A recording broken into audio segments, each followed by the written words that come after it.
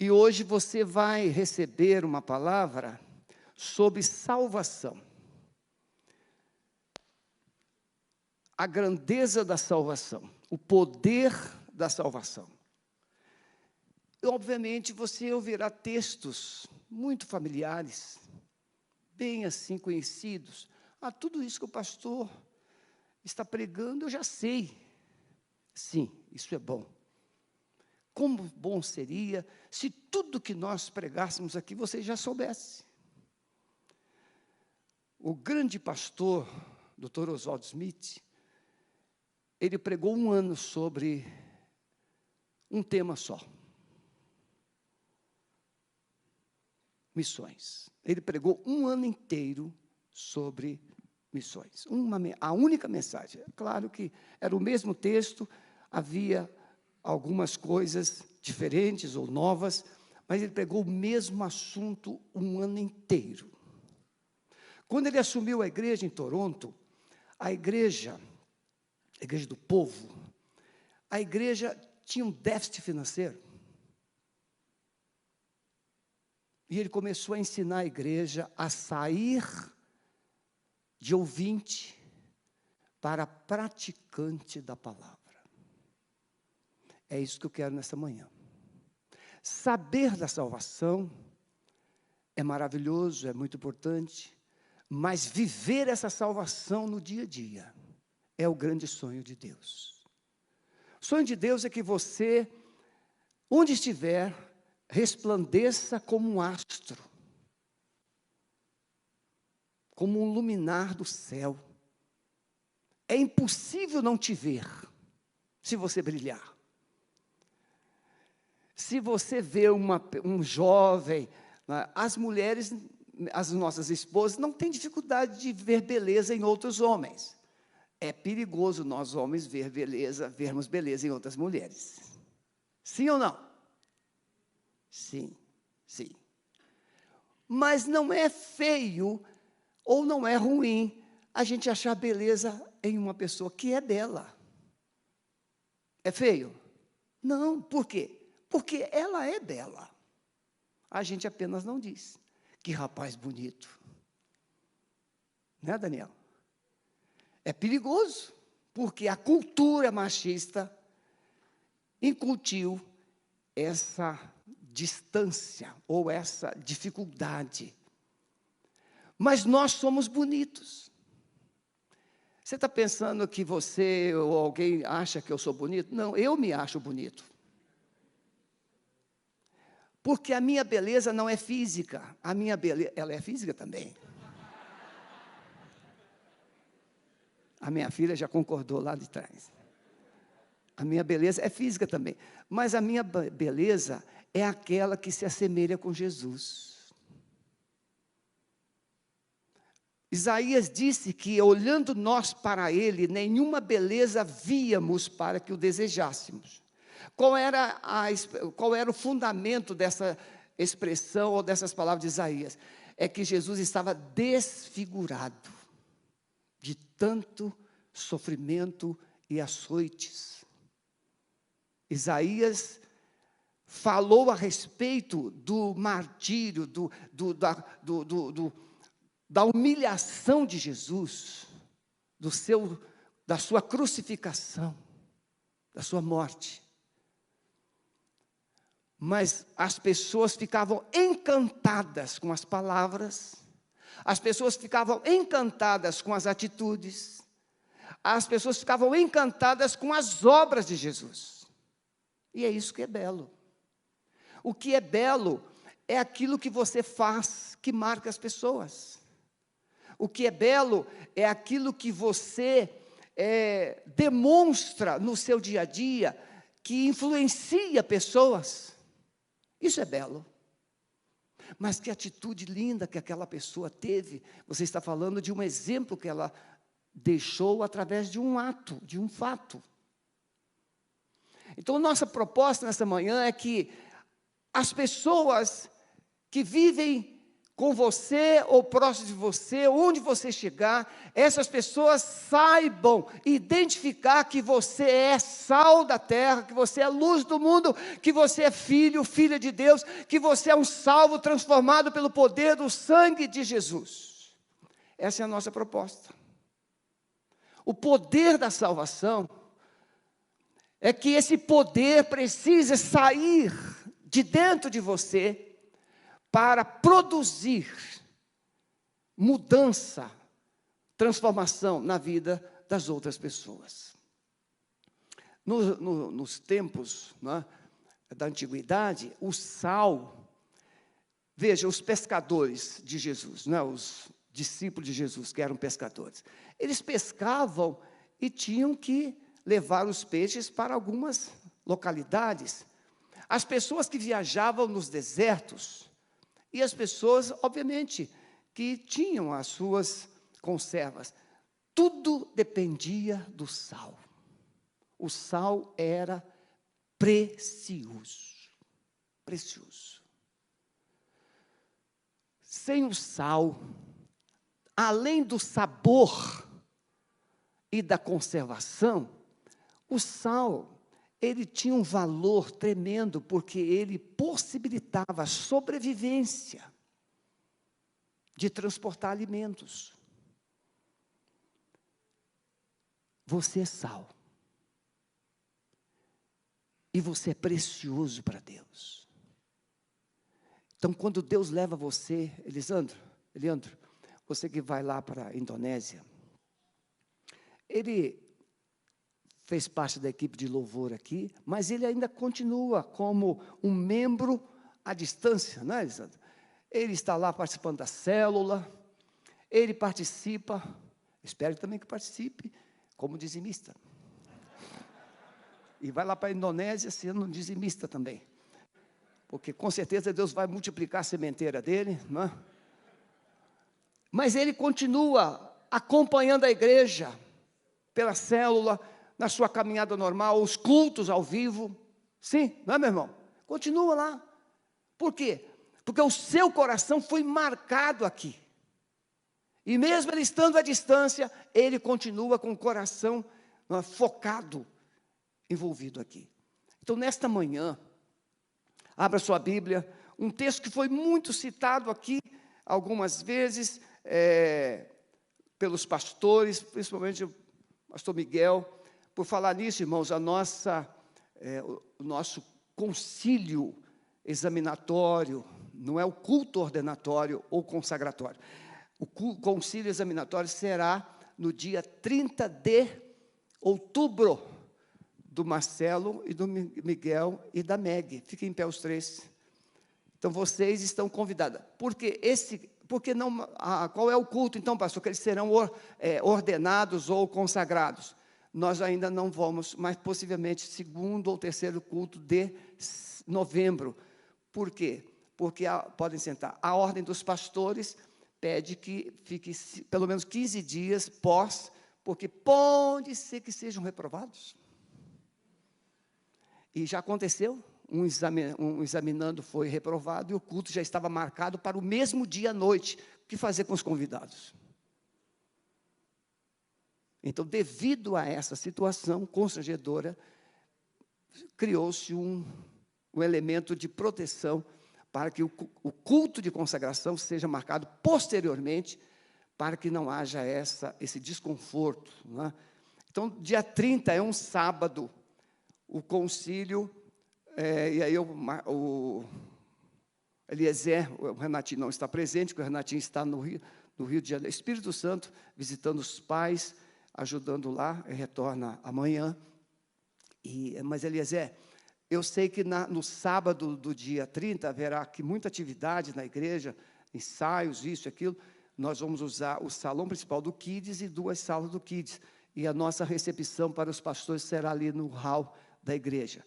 Pastores, para vir bastante, a gente anuncia que será um café colonial. Pronto, vem todo mundo. Pastor gosta de comer, não é? Então, irmãos, esse texto de Filipenses capítulo 2, verso 12 e 13, de sorte que, meus amados, Do modo como sempre obedecestes, não como na minha presença somente, mas muito mais agora na minha ausência, efetuai a vossa salvação com temor e tremor, porque Deus é o que opera em vós, tanto querer como efetuar, segundo a sua boa vontade. E o verbo efetuar é a ênfase. Efetuai, desenvolvei a vossa salvação. E aí nós vamos então hoje, isso foi muito citado, o Sandro também falou na sua palavra, o Miguel falou na sua palavra, e nós não estamos aqui para remendar nada, falaram muito bem. Apenas o Espírito Santo nos constrangeu a fazer uma palavra sobre salvação, porque a igreja precisa entender que Jesus está voltando, e somente subirá com Jesus o verdadeiro salvo. A trombeta vai tocar, vai soar, e os salvos serão transformados e subirão. Ah, pastor, então será arrebatado. Não é um arrebatamento invisível. Eu não tenho essa teologia de um arrebatamento invisível. Ah, o fulano sumiu. Ah, foi arrebatado. Não, eu não creio nessa teologia. Eu creio numa teologia bíblica onde o arrebatamento será único e definitivo. Não haverá um sequestro de uma igreja, e aí as pessoas sumiram, desapareceram, e o fulano sumiu. Aí, Jesus levou, Jesus não levou. Não creio nisso. Eu creio numa volta de Jesus visível. Eu creio que os céus serão abertos com o toque das trombetas de Deus. E todo olho verá o sinal do Filho do Homem descendo dos céus.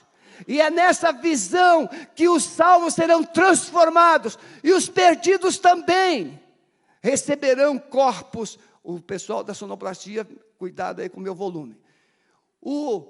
Os mortos, os vivos serão transformados, sejam salvos, salvo é para cima, sejam perdidos.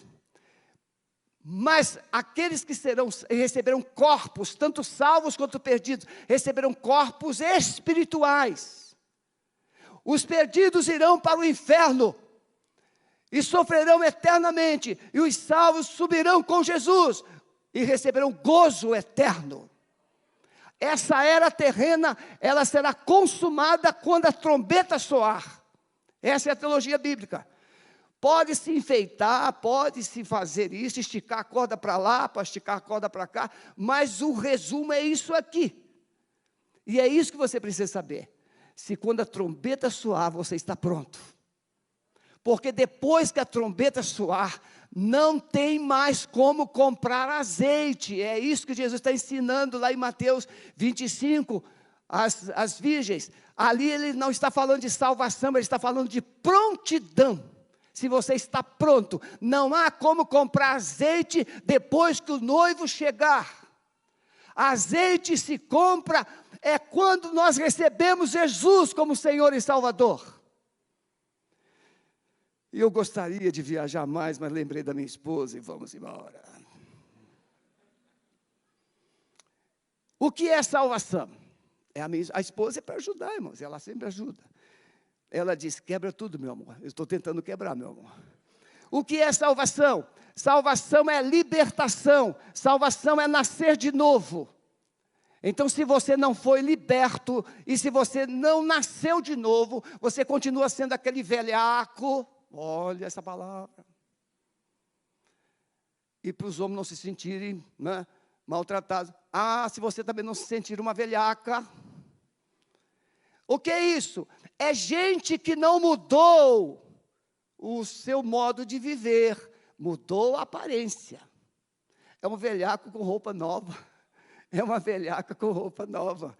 Não, tem que ser um novo nascimento, uma nova criatura. Eis que quem está em Cristo, nova criatura é, as coisas velhas passaram, tudo se fez novo. Então o que é salvação? A salvação é libertação, é a figura de salvação, você vê na saída do povo de Israel do Egito.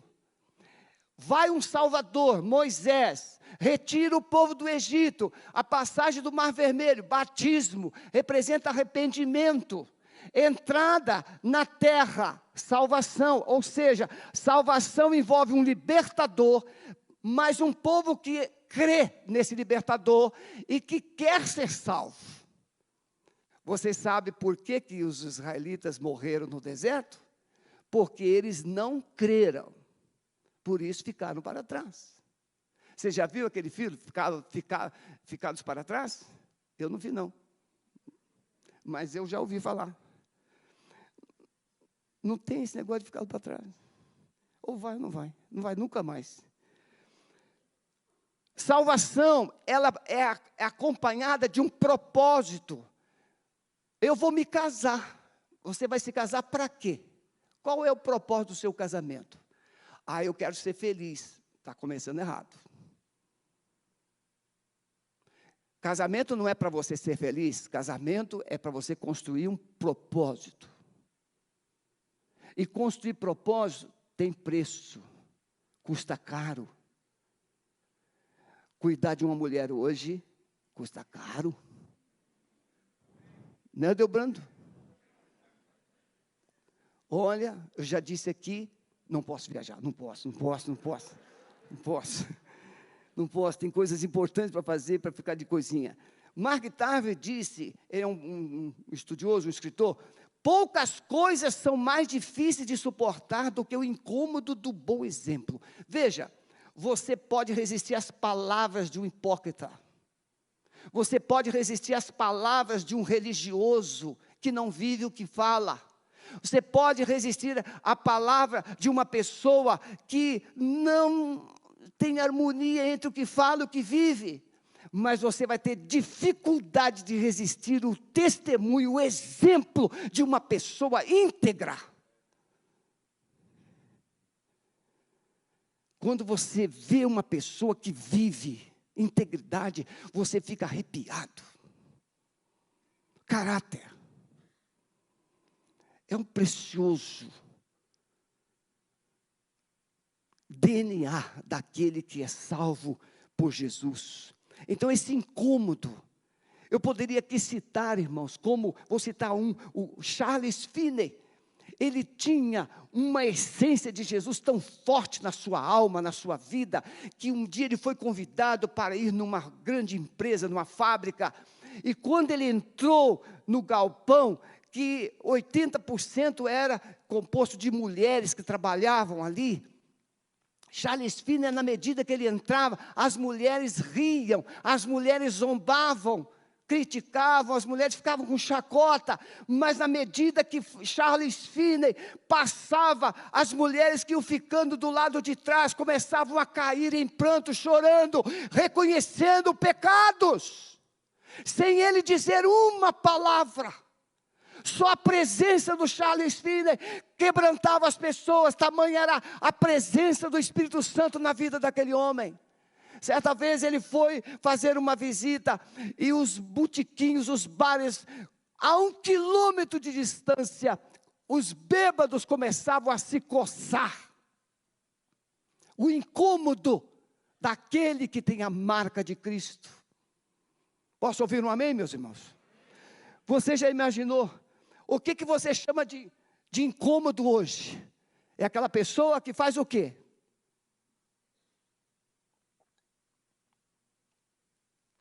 Uma visita inesperada.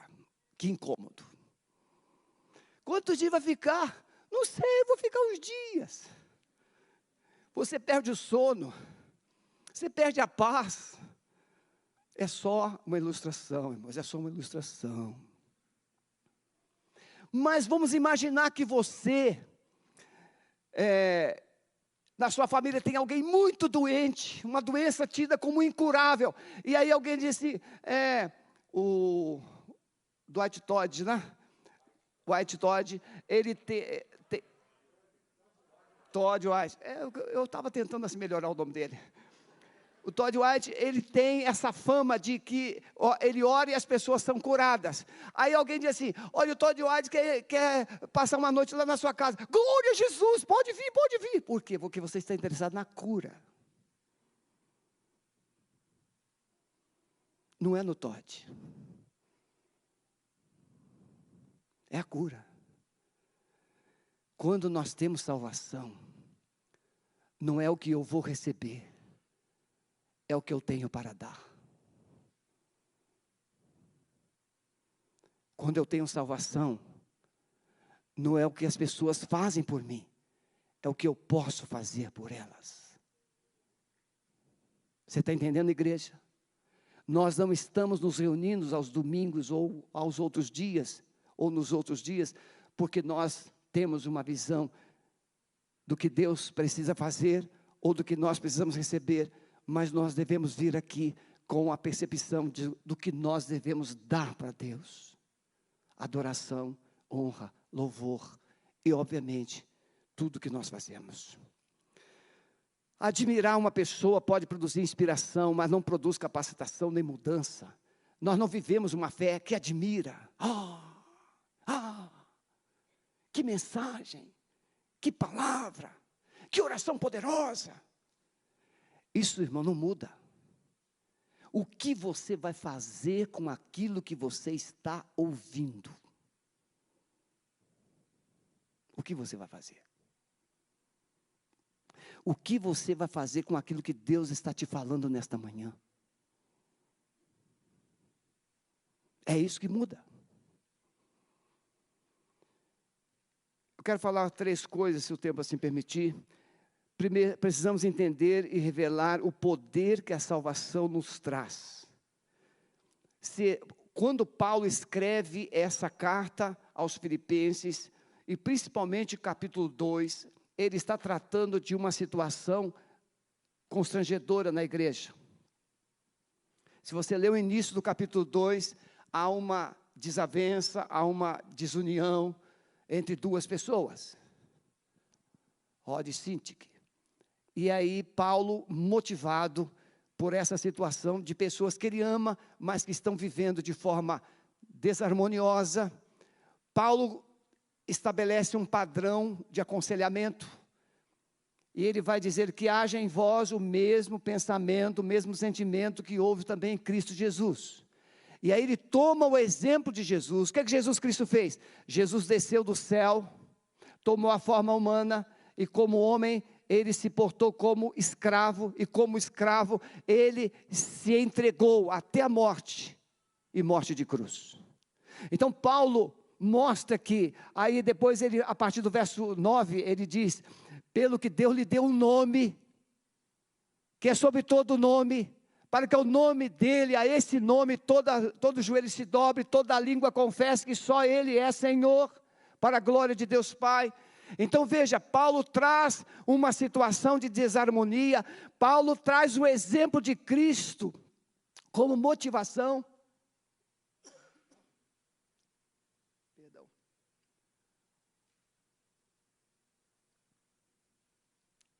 Paulo traz o exemplo de Cristo como motivação, e depois ele diz assim, ele desceu, mas ele subiu. Se você quer harmonia, unidade na sua casa, na sua vida, precisa sair do pedestal. Se você quer unidade e harmonia na sua vida, você precisa sair do trono e sentar na cadeira de servo. É a cadeira de Jesus. Porque somente quem serve constrói unidade. Somente quem perdoa constrói unidade. E aí Paulo traz esse exemplo de Jesus para motivar a igreja a viver essa unidade. Poder da unidade, irmãos, a unidade é algo extraordinário. O casal tem um filho. Alguém me ligou, eu estava em São Paulo essa semana com os pastores numa conferência, e uma pessoa me ligou com o filho no colo. Ele disse, pastor, meu filho está ou endemoniado ou com autismo. Eu disse, exclui a primeira possibilidade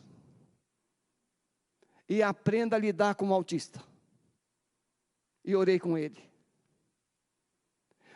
Quando nós queremos um filho, quando nós buscamos um filho, nós queremos um filho modelo, padrão, nós queremos a coisa mais linda do mundo, um filho mais inteligente, mais atraente, mais isso, mais aquilo. E aí, quando Deus deu ao Romário uma filha com síndrome de Down, Deus transformou o coração do Romário, porque ele viu naquela menina com síndrome de Down uma criança pura, perfeita, extraordinária. Deus usa as coisas loucas deste mundo para transformar você, com a sua sabedoria, com a sua altivez, com a sua grandeza. E nós achamos que uma criança autista não pode fazer uma família feliz. Claro que pode. Eu tenho um filho que tem, eu tenho um cunhado que tem um filho com síndrome de Down, e é o garoto mais extraordinário que eu conheço. Mas para nós isso é um desastre.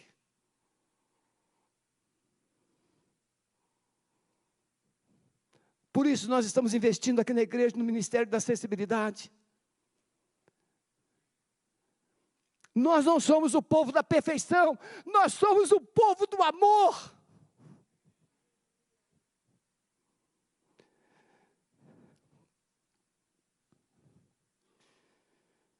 Precisamos considerar os riscos e os perigos da falta de unidade. E aí um casal que tem um filho que exige mais, tem mais desafios, e o casal fica brigando, fica desunido. Não, esse filho veio para unir esse casal.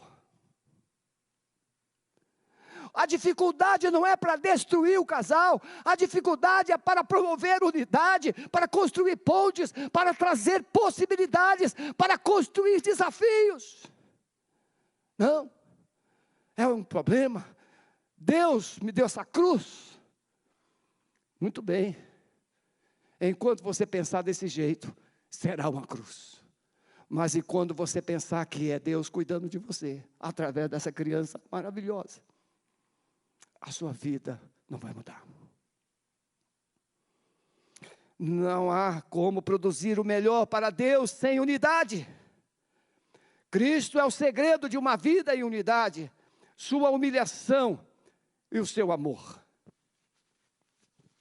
Meus irmãos, unidade na igreja, unidade no corpo de Cristo. Quanta criancice, quanta imaturidade. O grande problema do coração humano se chama imaturidade. O imaturo é aquele que pensa que é o que não é. Quer descobrir o imaturo? É só vir uma crise. Quer descobrir o imaturo?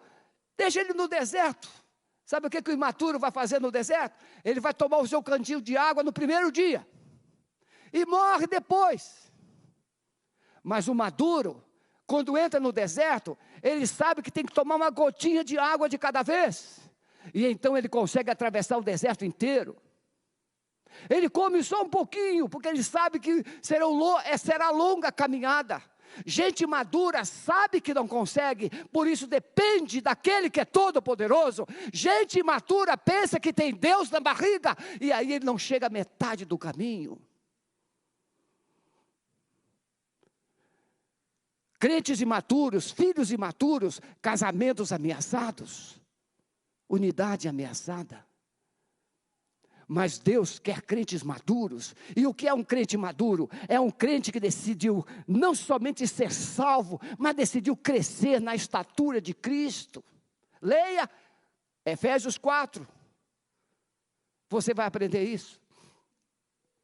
Então você precisa entender que você foi salvo, mas foi salvo para crescer, foi salvo para desenvolver, você foi salvo para produzir, você foi salvo para um propósito, você foi salvo para glorificar a Deus.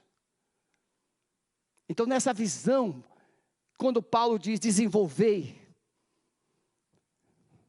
vamos lá Sebastião, vamos lá. Segunda coisa, entender que a salvação é o ponto de partida e não o ponto final. Agora já estou salvo. Muito bem, o mundo então que se dane. Agora já estou trabalhando, já estou empregado, estou recebendo um bom salário. Que o mundo vai para o Esparta, para o raio com os Espartas. É assim? Como é que você foi tratado quando você estava desempregado? Eu estou só exercitando você, viu, câmera? Tem que ficar para lá, para cá, para exercitar, tadinha, para a bichinha não cochilar. Então veja, como é que você foi tratado? Ah, olha, me deram cesta básica, oraram por mim, me ajudaram, fizeram isso, fizeram aquilo. Então faça o mesmo com os outros. Fui pregar numa igreja, irmãos, eu não tenho como às vezes, tem que às vezes entrar nesses exemplos. Fui pregar numa igreja, tinha uma senhora sentada assim no primeiro banco. Não vou falar o seu nome hoje. E aí, Fabinho, aí a mulher olhava assim, eu falei assim, minha querida irmã, a irmã ficou doente esse mês? Não. A irmã não ficou. Mas se tivesse ficado, a irmã gostaria de ter recebido visita de quem? Do pastor. Mas a irmã não ficou doente? Não. E então pergunto, quantas pessoas a irmã recebeu, quantas visitas a irmã fez esse mês? Porque a irmã não ficou doente, a irmã está com saúde, está forte, está cheia de vida. Quantas visitas a irmã fez? Nenhuma. Ah, mas se fosse o pastor, você faria o quê? Se apedrejaria o pastor. Irmãos, eu não sabia que aquela irmã estava perseguindo o pastor da igreja. Eu não sabia. Eu estava pregando no aniversário da igreja, nunca tinha ido lá. Eu falei assim, mas se o pastor não te visitar, se você ficar doente um mês, e o pastor não for te visitar, ele tem que ser tirado da igreja, não é assim, minha irmã? E aquela irmã estava fazendo uma campanha para tirar o pastor da igreja. Quando terminou o culto, o pastor chegou e falou assim, você acabou com tudo, agora que eu vou ter que sair. Eu falei assim, calma, meu amado. Se isso é verdade, Deus tem um ministério melhor para você. Essa igreja não te merece. Irmãos, não deu 2 meses, ele estava em outra igreja, e a igreja quadruplicou, quintuplicou, a igreja cresceu de uma forma extraordinária. Tem igreja que não merece o líder que tem, e tem líder que não merece a igreja que pastoreia. Um pastor no Rio de Janeiro, morreu novo, e um pastor idoso foi fazer o ministério dele, o sepultamento dele. Chegou no sepultamento, aí todo mundo falando, para defunto, todo mundo falava coisa boa.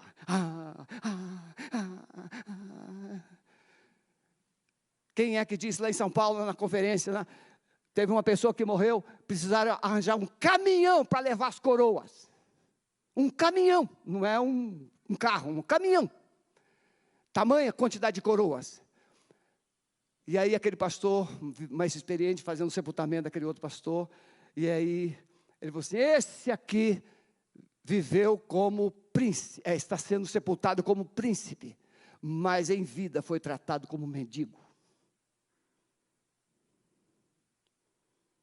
Salvação é tratar as pessoas como príncipes e princesas. Começando pela sua casa, começando pela sua família. A sua família precisa ser um reinado. Somos salvos pela fé, Cristo é o fundamento, salvação precisa ser recebida. João capítulo 1, verso 12, ele veio para o que era seu, mas os seus não receberam, mas todos quantos o receberam, deu-lhes o poder de serem feitos filhos de Deus. Deus transforma pessoas em filhos, mas primeiro essa pessoa precisa querer, receber, crer em Jesus e confessar a Jesus. Pela graça sois salvos por meio da fé, não vem de vós, é dom de Deus. Salvação não é mérito humano, salvação não é conquistada, salvação é recebida graciosamente pela fé no que Cristo fez e pelo que Cristo é. Ele é o meu Senhor, Ele é o meu Salvador.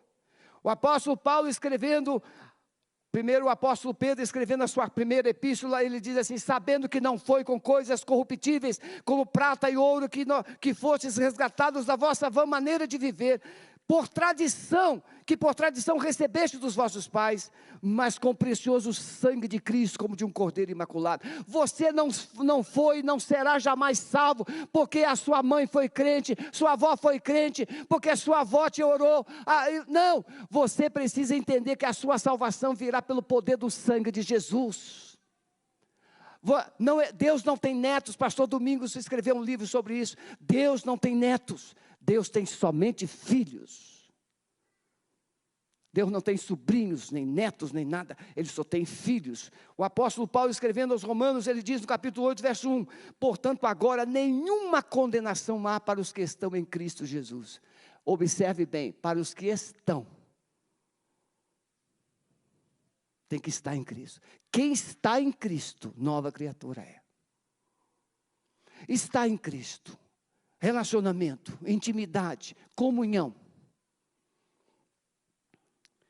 No capítulo 8 de Romanos, Paulo vai mostrar que aquele que é salvo, olha só, que diremos, pois, a estas coisas, se Deus é por nós, quem será contra nós?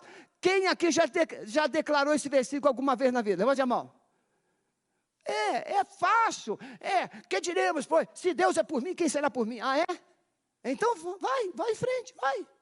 Primeiro você precisa estar em Cristo. Se você está em Cristo, se você estiver em Cristo, se você tem comunhão com Cristo, por isso que o início dessa carta de Paulo aos Filipenses, ele diz assim, nessa versão aqui diz, portanto, se há alguma exortação, mas há uma outra versão que diz assim, visto que há consolação ou exortação, visto que há consolo, visto que há comunhão, visto que há entranháveis compaixões, completai. Se você está em Cristo, você tem tudo que Cristo tem. Aí você pode dizer, se Deus é por nós, quem será contra nós? Aquele que nem mesmo o seu próprio filho poupou, antes o entregou por todos nós, como não nos dará também com ele todas as coisas? Quem tentará acusação contra os escolhidos de Deus? É Cristo quem morreu, quem ressuscitou dos mortos, o qual está assentado à direita do Pai, intercedendo por nós. Quem nos separará do amor de Cristo? E aí Paulo cita uma série de fatores, tribulação, vida, morte, Satanás, os anjos, tudo. Mas ele termina como? Mas em todas essas coisas, nós somos mais do que vencedores, por aquele que nos amou. Jesus te amou. Mas você ama Jesus? Muitas vezes nós queremos um cônjuge amoroso, mas nós não somos amorosos. Nós queremos um cônjuge compreensivo, mas nós não somos compreensivos. Você não terá o que não semeia, você não viverá o que não crê.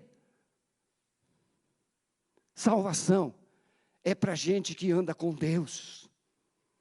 Jesus é a garantia da salvação, dou-lhes a vida eterna, quando ele diz lá em João 10, 28, e nunca hão de perecer, ninguém as arrebatará das minhas mãos. Você é um salvo, anda com Jesus, então Jesus tem um cajado na mão, quando um demônio chega, sai daí. Mas você tem que estar debaixo do guarda-chuva de Jesus. Mas tem gente que fala assim, Jesus, não está chovendo. Mas vai chover, filho, fica aí. Aí começa a chover, raios, trovões, aí você fica com medo. Mas saiu debaixo do guarda-chuva. Tem que andar debaixo do guarda-chuva de Deus. Aí quando os demônios jogam setas, o guarda-chuva de Jesus está aberto. Você está debaixo da proteção. A gente cita o Salmo 91, aquele que habita nos esconderijos do Altíssimo, a sombra da onipotência. Eu direi o Senhor, pode citar. Tem gente que deixa a Bíblia aberta debaixo do travesseiro. Vai ter pesadelo do mesmo jeito. Agora coloque o Salmo 91 na sua vida, porque ele chama de intimidade. Deus é a sua casa, Deus é o seu íntimo, Deus é aquele que você se relaciona, aí Ele te assegura proteção. É proteção que vem do Senhor na sua vida. Então a salvação é nesse contexto que Paulo chega, que a conclusão, que a salvação então, não é só para ser crida, recebida, mas ela precisa ser desenvolvida. Meus irmãos, os casais aqui agora, pensem comigo. Pense um filho, o filho pequenininho, assim como do Leandro, a filhinha, a Eduarda, no colo, que gracinha, que gracinha, que gracinha. Daqui a pouco está com 10 anos, aí você pega no colo também, porque não acostumou a andar, não quer andar. Eu estou cansado. Já viu isso, criança, no parque, no shopping? Aquela pirraça, quero colo. E aí chega na vitrine, que lá tem doce, eu quero chocolate. E tem pais que só não some, porque não podem. De vergonha. Mas por que aquela criancinha inocente se tornou daquele jeito? Porque os pais não deram a essa criança, desde o nascimento, limites, princípios e valores. Deram chocolate, deram isso, deram aquilo, mas nunca disseram não. Irmãos, eu estou dizendo aqui com todo respeito. Eu tenho um neto com 2 anos. Ele come sozinho. E sai da mesa depois que termina a comida. As minhas netinhas sentam na mesa. Eu comprei uma mesinha especial só para eles. Só sai da mesa depois que come tudo. Ninguém aprende se não for ensinado. E ninguém segue os ensinamentos sem disciplina. Desenvolver. Paulo está dizendo para os crentes de Filipos: vocês foram salvos, mas vocês não podem parar. Tem que crescer, tem que desenvolver, tem que se amadurecer, tem que se tornarem crentes maduros, fortes, vigorosos, porque aí vocês não vão cair nas armadilhas. Vocês superarão esses desafios. A salvação precisa ser desenvolvida. Desenvolver significa esforço contínuo e vigoroso. Uma vez salvo por Cristo, o cristão precisa se esforçar. Como João Batista, o próprio Jesus, nós temos que nos esforçar para entrar no reino. Não é fácil ser crente meia boca é fácil, é só frequentar uma igreja, mas ser um crente que anda com Jesus, tem que ser forte, para dizer não, para dizer sim e não. Desenvolvei, Wisby, um teólogo muito querido, diz, esse verbo significa trabalhar até o final, até consumar o propósito, e ele usa 2 figuras. Esse desenvolver significa, você cava uma mina, mas você continua cavando, até tirar todo o mineral que nela está. Você é um agricultor, e você então prepara a terra, você semeia, mas você colhe tudo que você semeou. Você quer a melhor colheita, você quer todo o mineral daquela mina. Você acha uma mina de ouro, aí chega na metade, já achei bastante ouro, agora deixa isso por aí. Não, você continua cavando, você quer todo o mineral daquela mina. Isso significa desenvolver a salvação. Tudo que Cristo tem depende do seu crescimento espiritual. Tudo que Cristo tem depende da sua maturidade espiritual. Baixa a sua cabeça, por favor. Jesus te salvou. Mas você precisa entender que essa salvação não é para você somente. Ela precisa ser compartilhada. Assim como Paulo disse, eu vos entreguei o que também recebi. Você recebeu a salvação. Você precisa compartilhar a salvação. Em todo lugar, em todo tempo. Salvação produz relacionamentos fortes e saudáveis. Somente o verdadeiro salvo revelará amor aos perdidos. Quantas pessoas Deus tem colocado no seu caminho? Eu estava em São Paulo, continue de cabeças baixas, irmãos. Eu estava em São Paulo e recebi uma mensagem de uma irmã querida da nossa igreja, que eu estou me encontrando com o sogro dela no Parque Barigui, e ela gravou um vídeo dizendo assim, pastor Sebastião, o meu sogro está aqui, lendo a Bíblia, ele encontrou com o senhor no parque, e ele está lendo a Bíblia, e ele disse que o senhor mandou ele ler o capítulo tal, e ele está lendo, e ele disse que foi para o parque para encontrar com o senhor, para falar sobre o que ele leu, mas o senhor não tem ido mais no parque. Eu falei, eu estou fora. Aquele homem está com sede da palavra, ele está com sede da palavra. Por quê? Porque quando a gente se encontra, a gente fala da palavra.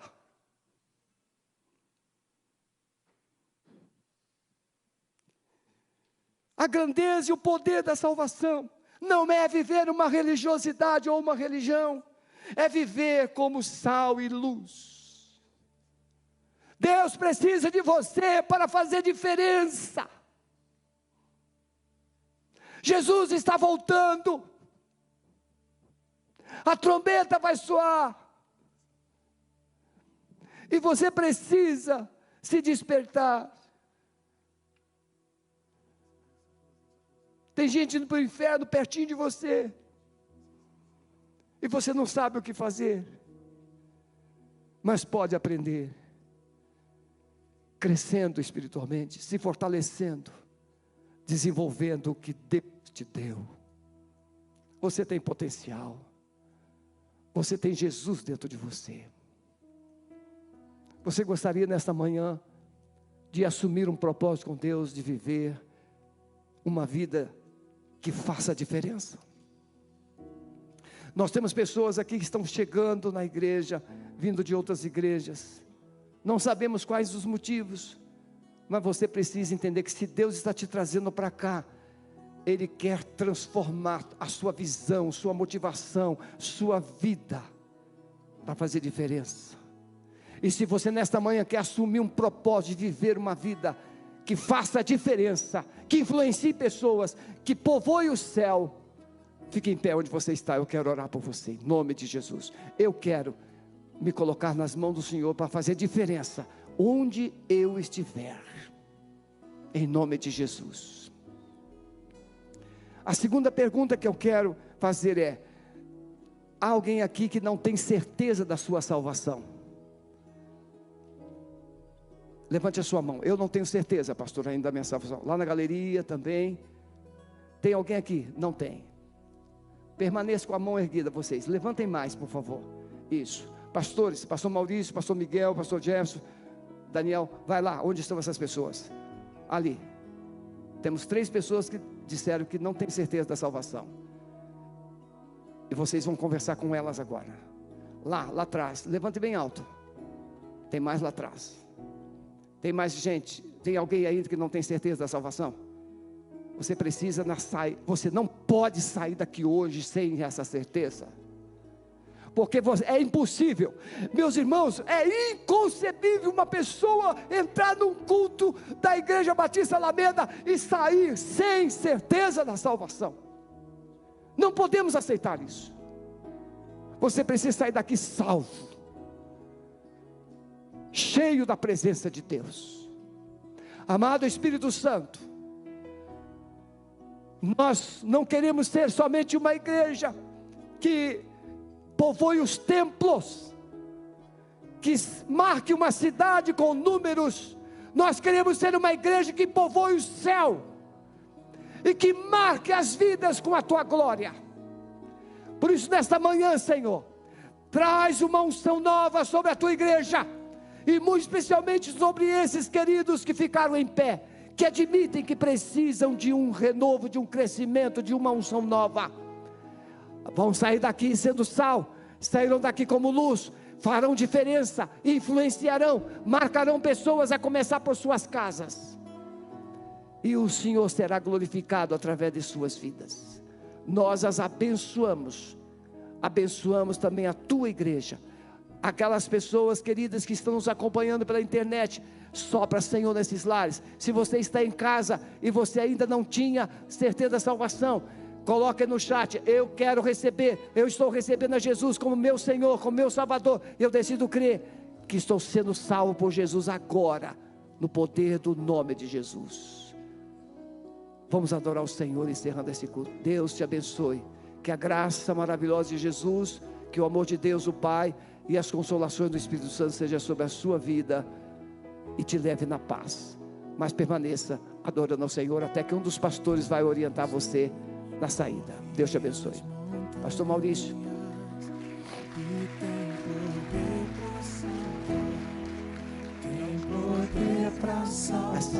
Pastor Maurício está dizendo, irmãos, nós temos mesas ali, estande sobre aquelas pessoas que querem trabalhar em alguma área da igreja. Dê o seu nome, você vai ser treinado.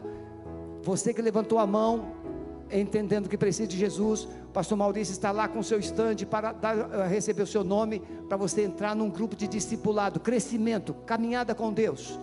Pastor Marcelo está lá no hall para anotar você, se você precisa de uma célula, tá bom? Deus te abençoe, fiquem na paz, adoremos ao Senhor.